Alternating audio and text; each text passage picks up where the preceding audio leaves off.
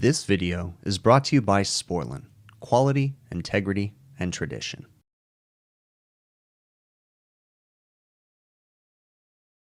Today we have a service call on a walk-in freezer not working.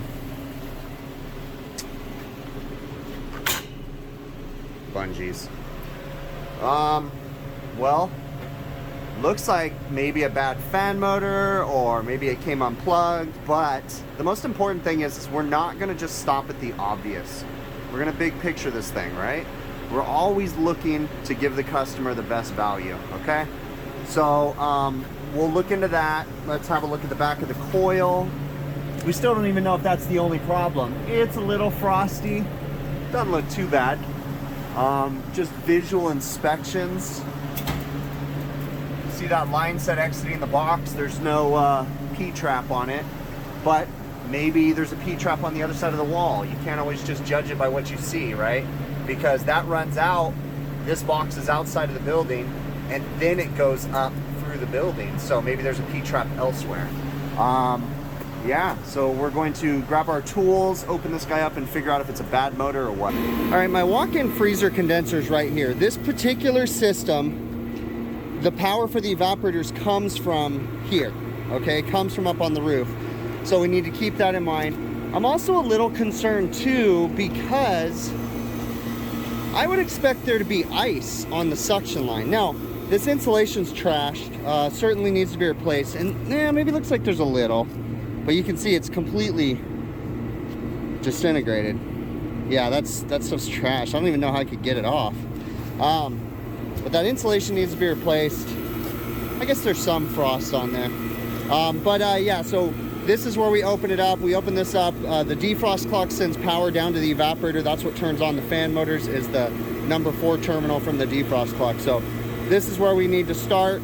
We'll open this up, shut it off, and then go downstairs and inspect the evaporator motor. All right, got the unit opened up. There's certainly a vibration coming from that condenser fan motor. It's running, but it's vibrating pretty good. And it may be hard for you guys to tell, but the blade is pushed too far back and it's not moving air through the condenser properly. This unit also is extremely dirty. I knew this coming up here, that because they don't do preventative maintenance right now, it's more reactive maintenance. So, you know, we only clean it when we come to work on it, basically. So we're definitely gonna give this guy a good cleaning. A lot of dust in here. We're gonna be inspecting that contactor because look at the white on the little plunger thing right there. I bet you anything there's a lot of carbon buildup in there. The condenser itself has got a lot of hail damage, but it certainly is repairable, but there's also dust buildup. You can tell by up here, but it's all inside there. So we're gonna be doing washing the condenser, going through everything, cleaning this guy out, inspecting the contactors and stuff too.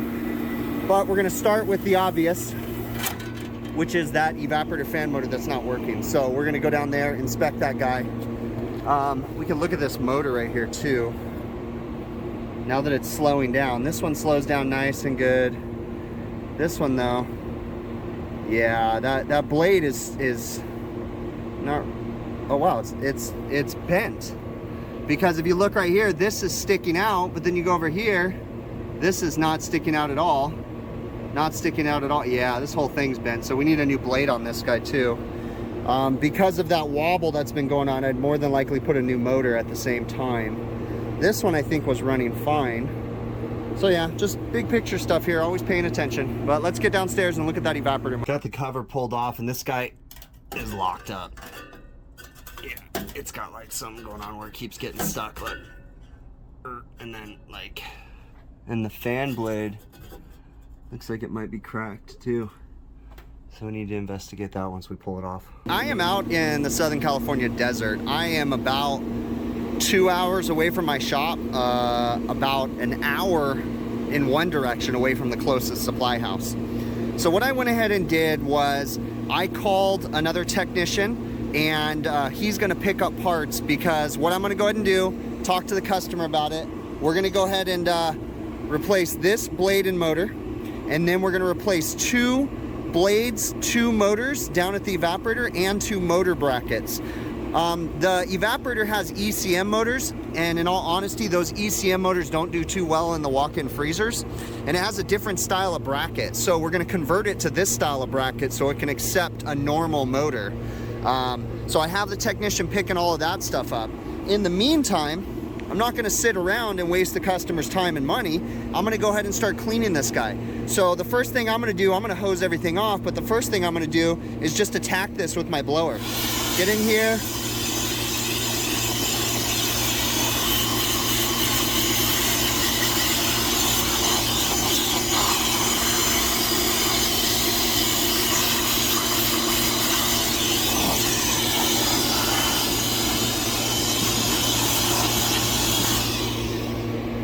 And go to town cleaning all that stuff.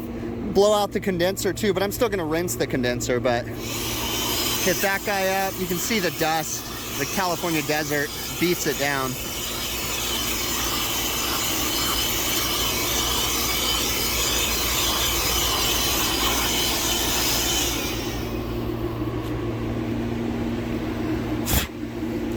But again, we're just trying to give the customer the best bang for their buck, right? Big picture stuff. And there's no point in me going to get parts because I can continue cleaning while someone else is bringing me all the other parts, and it's just more efficient because I'm gonna look into that contactor, you know, I'm gonna go through everything. All right, pop the top off of this guy. There's a lot of like carbon buildup, whatever you wanna call that, in there. The contactor, it's gonna be hard for you guys to see, but it's pretty pitted. I mean, it's not horrible, but there's some buildup going on in there. And there's a lot of that white carbon dust stuff building up. I pulled the cover off of this one so I can get it off. This one actually looks great. This one right here is just the defrost contactor. So I can get it to focus. This one right here is just the defrost contactor. It's not gonna focus in there, but this one looks great. I don't see any problems with this one. So this one's fine. We're gonna put the cover back on that. And then we're gonna go ahead and replace this contactor and then finish cleaning the rest of the unit. So this contactor has a auxiliary contact on it. It's just a bolt-on right here, okay? I carry them in my truck. They typically, in this situation, what they're doing is it's a defrost lockout. So let's say, for instance, that the pressure control isn't cutting the compressor out. It's not going to let the defrost turn on until this contactor disengages. So there's a mechanical action. When I push it in, you can see that it also opens a contact on the auxiliary contact. Now this one has a normally open and normally closed, so you got to choose which one you want to connect it to. But essentially it's to make sure that the defrost contactor doesn't pull in when the compressor contactor is pulled in. That way you're not just running the heaters and the compressor at the same time. Didn't take me long, just took a couple pictures to make sure, just in case I got confused, but understanding how these systems work is the key to working on them, right? So, wired in the auxiliary contact, everything's back where it's supposed to be. Yeah, 1, 2, 3, please don't blow up. Ooh, look at that. Disconnect switch is bad. There it goes. I don't have one of those, but we'll be talking to them about that. But yeah, it didn't blow up. It finally turned on. We also need to look at that. We'll clean the contacts of the disconnect switch because it's not, it could be making a bad connection and we can have burnt wires and stuff in that guy. So it's always like we heard the action there, but see, we're not hearing the action. There it goes. It just went. But it's a delayed reaction. So you always want to watch out for that stuff. Big picture kind of here, right? Now, I don't have one of these, nor can I get one today. But we'll make sure we clean the knives out and maybe figure something out. Again, I mean, when you're out in the desert, this equipment takes a beating from all this sand. Where do you stop? Look at, try to turn this guy.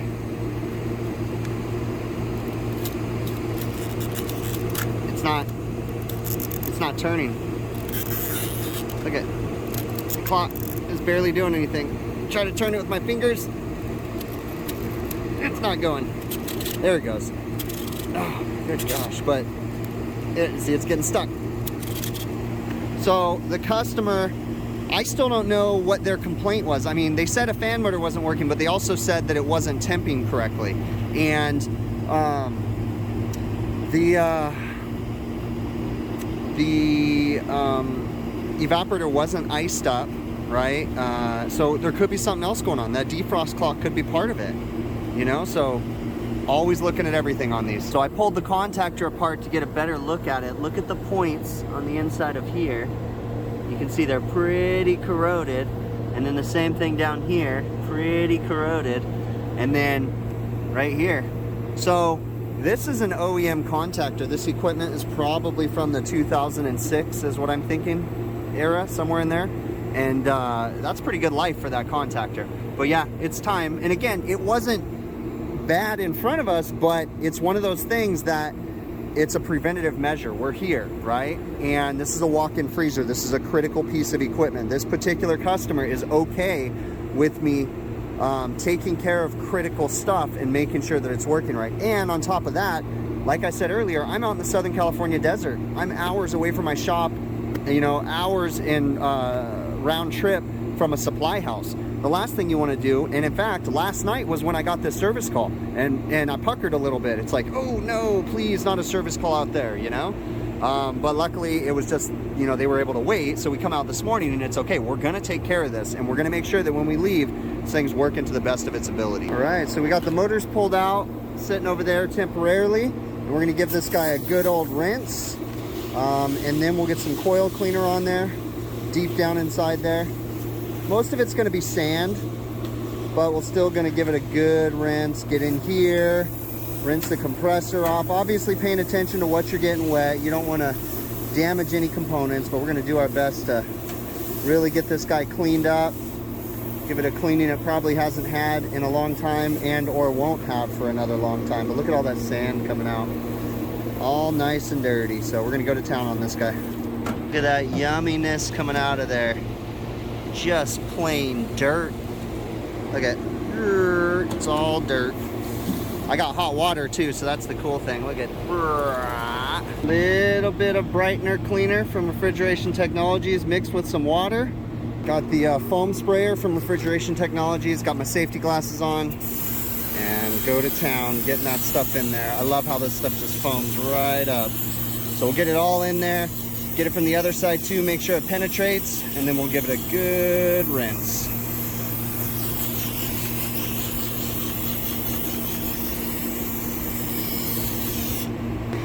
We'll get it from both sides. This guy though is coming out. Look at the gunk. The downside to having hot water on your hose is it's burning the heck out of my hands right now. It's running right through my wand. I'm having to hold up on the foam. But we'll get it from the inside out, make sure it's nice and clean, and then finish rinsing the whole condensing unit out. All the metal and everything. This thing will look pretty darn good when we're done. All right, this old defrost clock, I went ahead and replaced it. You can definitely see that this thing was getting hot. But yeah, it just does not spin, man. I am trying everything I can, and then this one right here just effortlessly moves. So I like going back with the Graslins. I know, you know, sometimes Graslins aren't the best in a sandy place because they get gummed up like that. But you saw when I walked in that bungee cord on the door, they constantly ice these coils up. So we tend to run aggressive defrost. So in the middle of the night, I have a bunch of defrosts for a half an hour. And then just standard ones throughout the day. So I always start with even every 6 hours and then usually put in a few more. Now we also have a defrost termination, so it's really only going to defrost if it needs it. So we're good there. Yeah, we're just waiting for the motors to get here. They're just about here. I got this one put back in. Yeah, we're just waiting. It's kind of cleaning some stuff up, and I look down here. What the heck is this? I hope those aren't live. I'm gonna tape them up. Looks like maybe on startup they ran, I don't know. Sometimes you never understand what's going on with these units. I don't get it, but we'll tape those up just to be safe. Never noticed that before. All right, now these blades are reverse airflow blades. This is it right here. Notice that the hub is on the other side. You see that? So you got to be careful. You can't just assume it's a normal blade. They're called reverse airflow. All All right, we are back up and running. Both condenser fan motors are in there. The blade's good. There's no more major vibration, you know, just ever so slight on the unit. We're currently gonna have to let it come down in temperature. It's gonna be a minute, but yeah, everything's good. We are gonna have to set the time on the defrost. The job link manifold, or the field piece S-Man 480 manifold, is connected downstairs, and it is losing connection, but the cool thing is that it reconnects. So 25-degree box temp, 42-degree superheat, but that's going to drop as, you know, the box temperature starts dropping. So it's really high at the moment, and that is evaporator superheat. So we're going to let this thing run for a little bit. I'm probably going to take a lunch, and we'll go from there. I really can't make this up. So I went and did a lunch. We came over here. I have someone else here working with me. We did our best to straighten out the fins, make it look a little bit better. It's all hail damage. You can see this one. Pretty beat up. The thing about straightening the fins too is once you do it, they're super weak and they're gonna get bent again. But, so I come back from lunch and I'm like, why is it not running? We're sitting at 23 PSI. Let's test this pressure switch. Pressure switch is set to cut out at 15 PSI. Cut in, I don't know, the pressure switch is all out of whack. So we're gonna try to adjust the pressure switch. I don't know if we've got, this might be why, I haven't messed with it. This might be why they said it wasn't maintaining temperatures too, because basically it's shutting the system off. So, all right, I'm gonna try to adjust this and see if we can get it to turn back on. That's weird though. Because you know what else is, when I had gotten here too, I noticed that it pulled into a vacuum before it shut off. And I was like, why is it doing that? And I really didn't think much of it. So now, it didn't take much. Okay. So, looks like we got a pressure control adjustment issue or something. I don't know. But we gotta watch it because, yeah, we're gonna have to watch it. We'll let it run for a little bit longer. I think someone just turned the twist timer, but look at, we're pulling into a negative pressure, and the pressure control is set for like 0, so this thing's kind of all out of whack. But this shouldn't have pumped down. It actually pulled into a vacuum. This thing shouldn't have pumped down. Those dodo heads down there probably turned the twist timer. So I'm sending someone downstairs right now. All right, I'm watching this guy, and on the S-Man 480 manifold, we're able to look right here. So look at my liquid line temperature. It says 71 degrees, 72 degrees, okay? That is actually the temperature coming out of the head pressure control valve.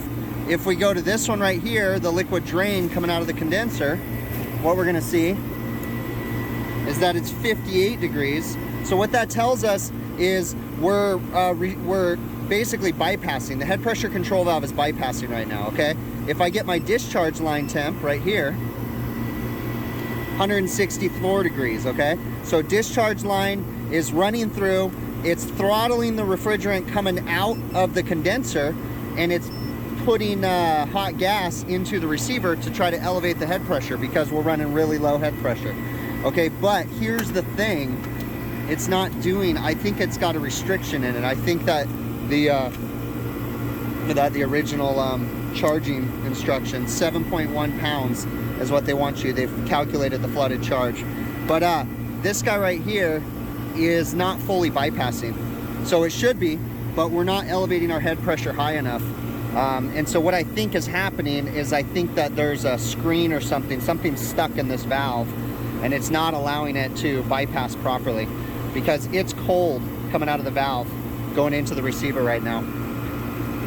It's really cold right there, and it's cool coming right there, which you can see. So 71 degrees right there.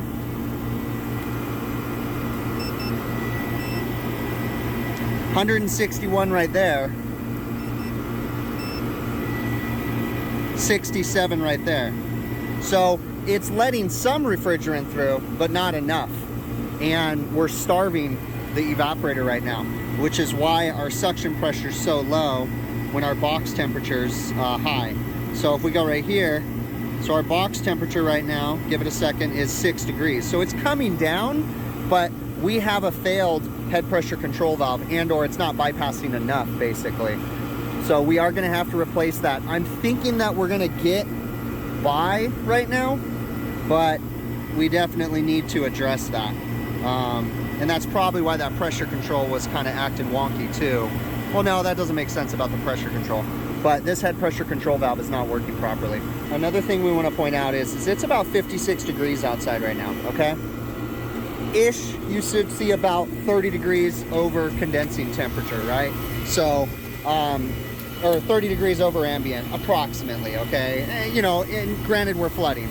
But the other thing I want to point out is I can see liquid moving in this valve. You can see liquid, okay. So that means that we are full of liquid, right? So it's not like we're low on charge. We've got liquid in this system. It's just that valve is not bypassing correctly all the way. It's allowing the flow to go through, but not as much as it should. So there's some sort of a restriction in the valve. More than likely there's contaminants or something stuck inside of it, and that's what's happening. And this is probably leading to their issues. Now, I will say something. We are dropping in temperature. In the box, let's give it a second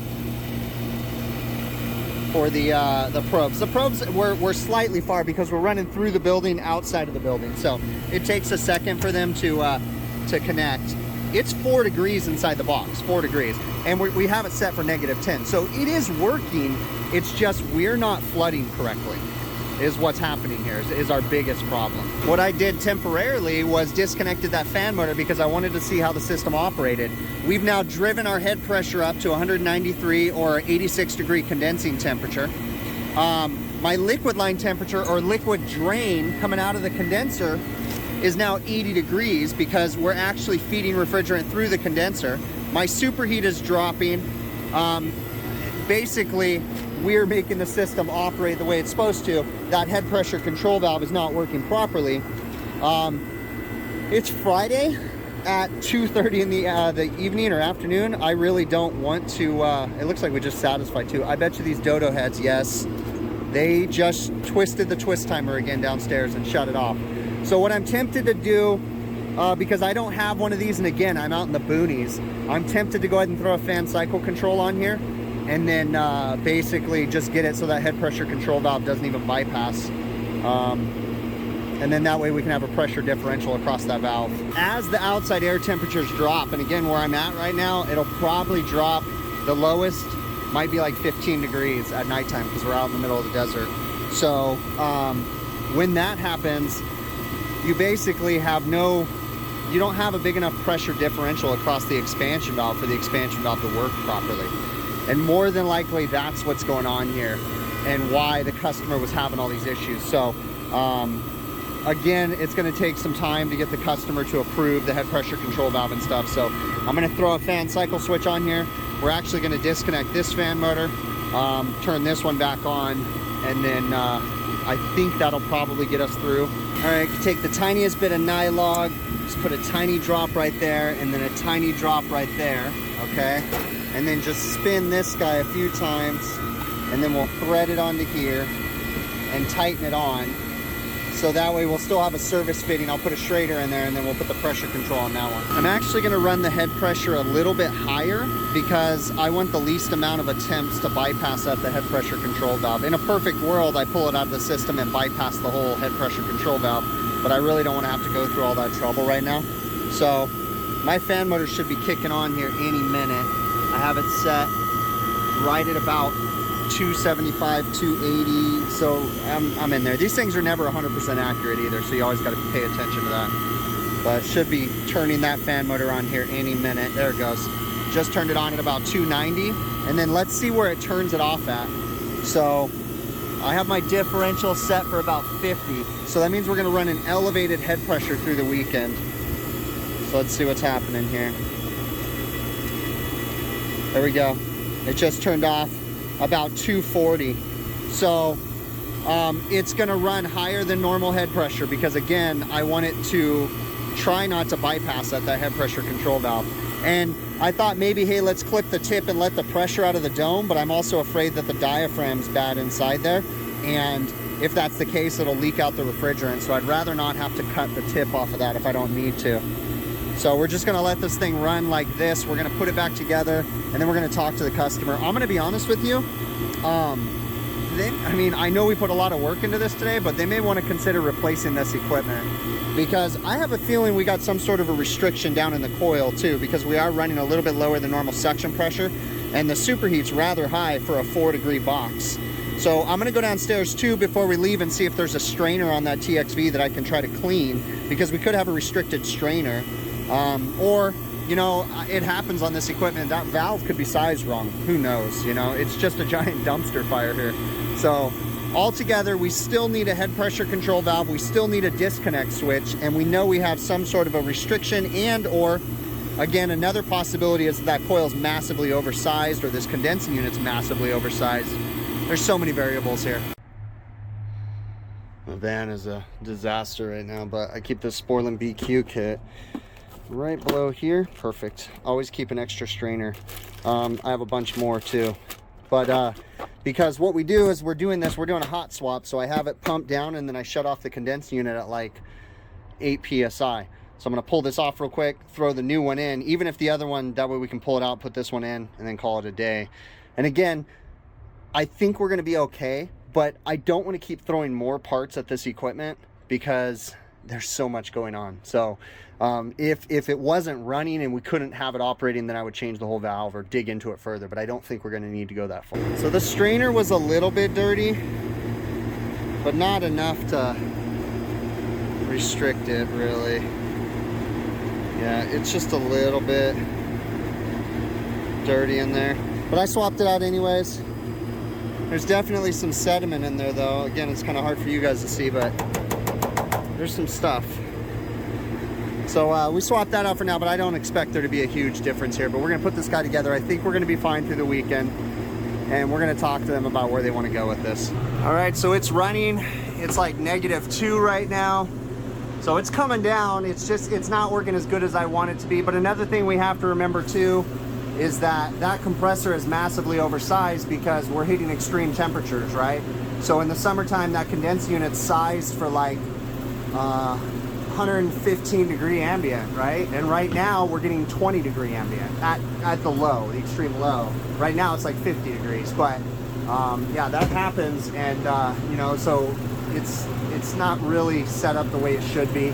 I'll have to look at my footage too, because I can't remember when I was in there. I don't think that's a balance port valve either, and that would help a little bit, but it's all operational. They should be fine for now, and we'll talk to them about some big picture quotes. All right, forgive me, I kind of sound like a frog. I'm getting over whatever the heck is going around right now. So took a couple days off work just to kind of clear the air, and kind of, you know, my whole family like swept through the family, but anyways, we're all good, all's healthy and stuff. Just still got like a frog in my throat. But so first and foremost, right, this video was hectic, right? There was a lot going on here, okay? I explained in the beginning of the video I was way out in the boonies, okay? There's no supply houses nearby. So I found it best to have another employee come in and bring me the parts that I needed. And in the meantime, I started going through everything. The entire time I was going through this, I was keeping the customer in the loop, okay? So they knew what was going on.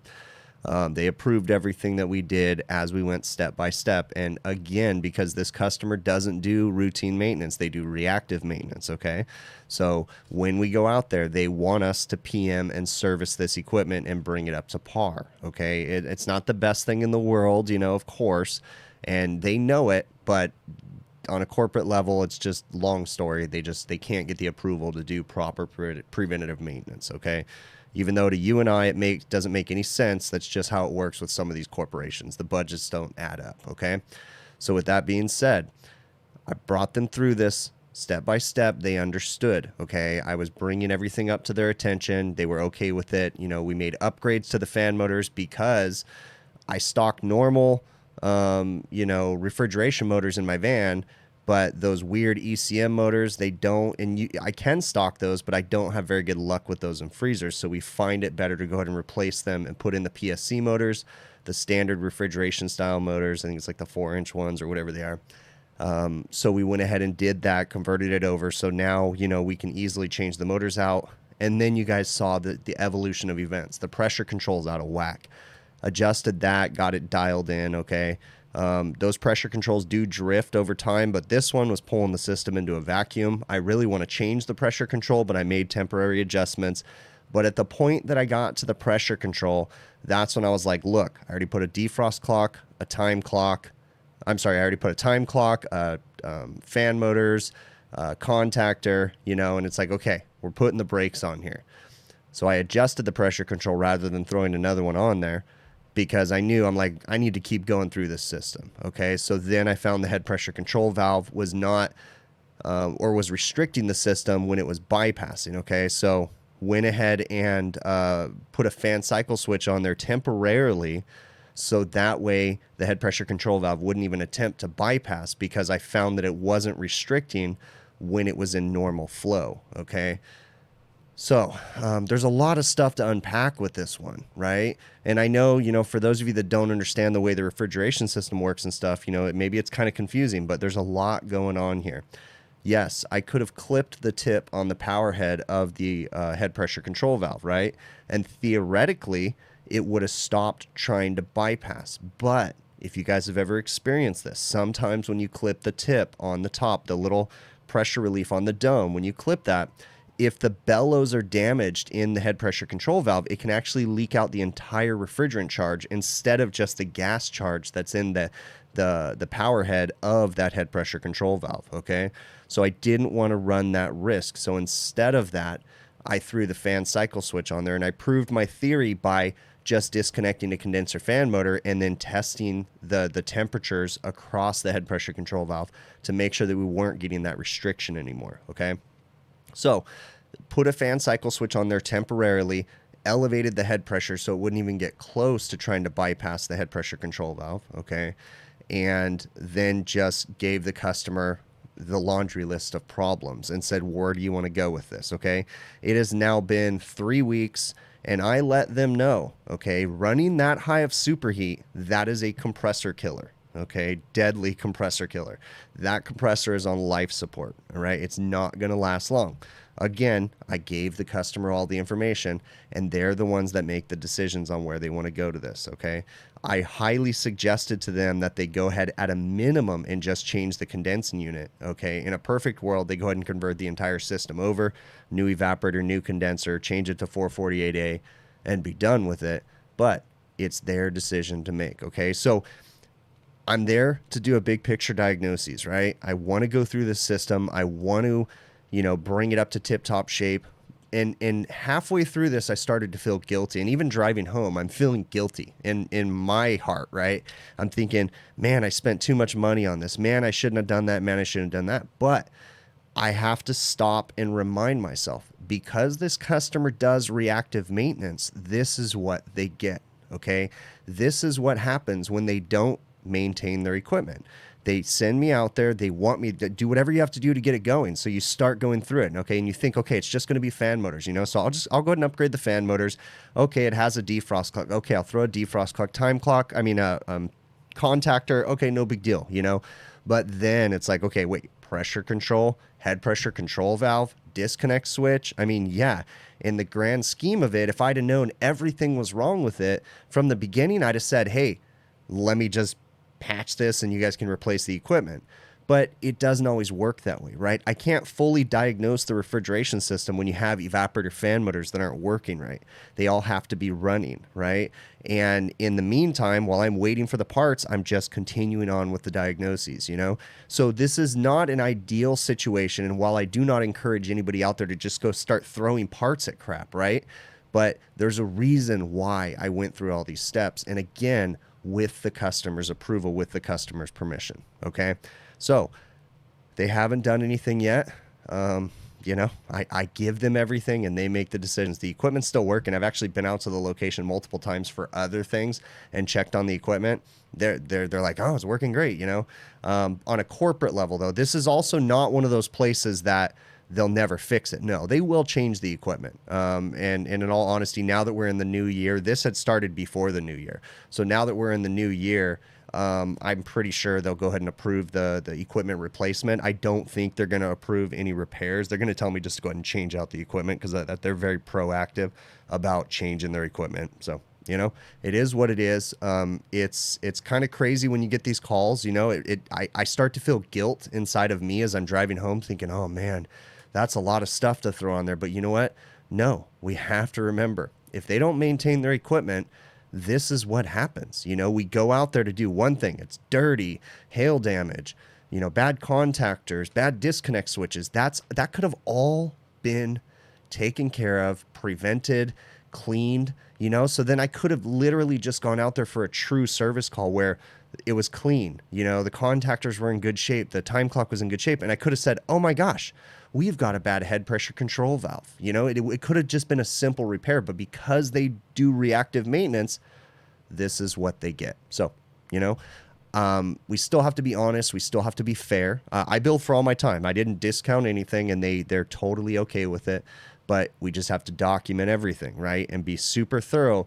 And we can't be going into this. This is why it's really dangerous to send someone out, you know, like send an apprentice or something to go do service work like this. It may seem like a simple, you know, they called saying a fan motor wasn't working. Oh, I'll just send the apprentice. He can take care of that. But you never know.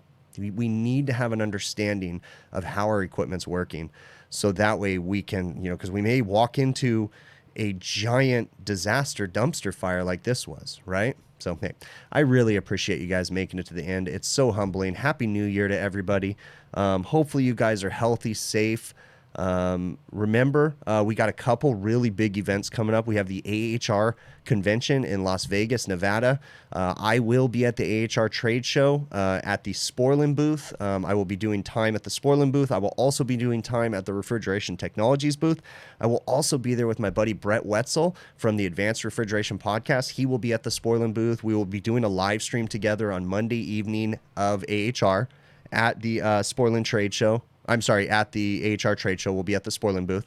And then also I will be at the Kalos HVACR training symposium in Florida coming up at the end of February too. So hope to see you guys there if you're going to be there. Remember, be kind to one another, and we will catch you guys on the next one, okay?